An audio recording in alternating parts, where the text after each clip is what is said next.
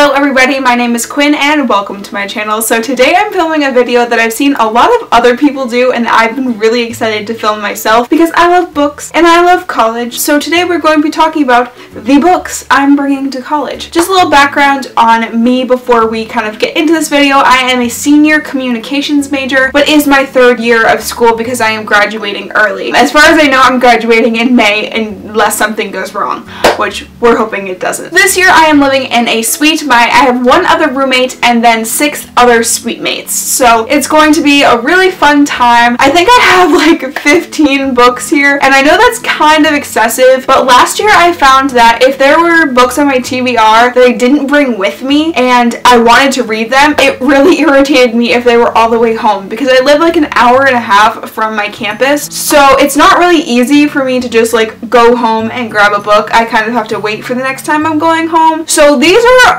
most of the books on my current TBR, not all of them. I would say there's probably like 6 or 7 books that I'm leaving at home from my TBR, but this is the majority of them. I'm not going to go into too much detail on each of the books because I did just do an August book haul and a lot of the books are in that video, so definitely check out that video if you want more like full descriptions. But yeah, let's just get into all the books that I am bringing to my senior year of college. Now the first book that I'm bringing to college is probably the only book that I'm bringing that I'm not planning on reading, which I know it sounds really weird, but I am going to Boston Teen Author Festival on September 23rd. There's a ton of really popular YA authors that are going to be there. It's going to be such a fun time. There are panels all day and then there is a signing at the end of the day. So if you're going to be there, please leave a comment down below because I would love to meet anyone who's going. But the first book I'm bringing is because the author is going to be there. I've already read this book, but if I have a chance to get in her signing line, I probably won't. Her line will probably be too long, but that is Crooked Kingdom by Leigh Bardugo. She is going to be at the event and I think she's going to be talking mostly about Wonder Woman, but if I can get in her line,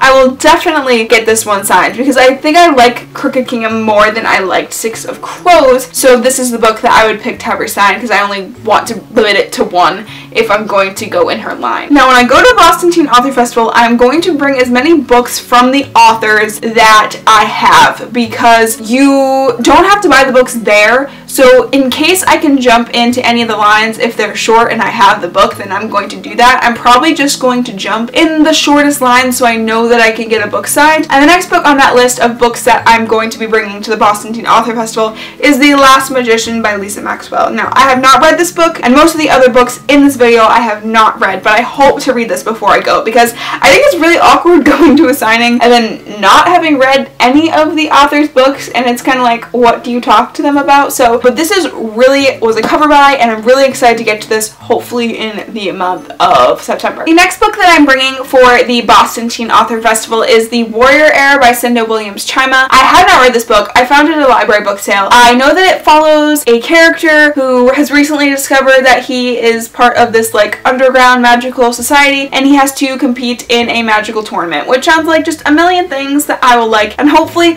again get to this in September because I want to talk to the author about it if I end up jumping in that signing line. And the last book on that list of authors that are going to be at Boston Teen Book Festival is The Gentleman's Guide to Vice and Virtue by Mackenzie Lee. Now this is a very popular book right now. I know it's kind of historical fiction fantasy and it has a lot of LGBTQ rep and I'm really excited to pick this up because it's been literally all over BookTube and it's all anyone's been talking about. So again, if the line is short, I will be jumping in to get this book signed. These next stack of books are books that I just want to read. They're not specifically for the Boston Teen Author Festival, and that is My Husband's Secret by Leanne Moriarty. This story follows a character whose husband dies. A secret about him is revealed and it kind of changes her life. I think it's a mystery thriller. I have not read Big Little Lies, but hopefully if I enjoy this, I'll read that. But I thought this would be fun, like October spooky read. Now, I can't go to school without bringing some contemporary books with me because I just never know what mood I'll be in. A lot of the time I want to read fantasy, but if I need a contemporary to go in between the fantasies, I really like to have that option. So I picked up 2 Casey West books, and that is P.S. I Like You and The Distance Between Us. Both super cute, fun contemporaries. If you want more of a description about these, again, go watch that August book haul. I also have another contemporary, and that is Eliza and Her Monsters by Francesca Zappia. This has been all over the internet, so I really want to get to it soon. It's about this comic book artist. She moves to a new school, but little does she know, the fan fiction writer for her comic book series, like the #1 fan fiction writer, goes to her school, and sort of them forming a relationship without each other knowing their kind of true identity and what they mean to each other. So excited to get to this some point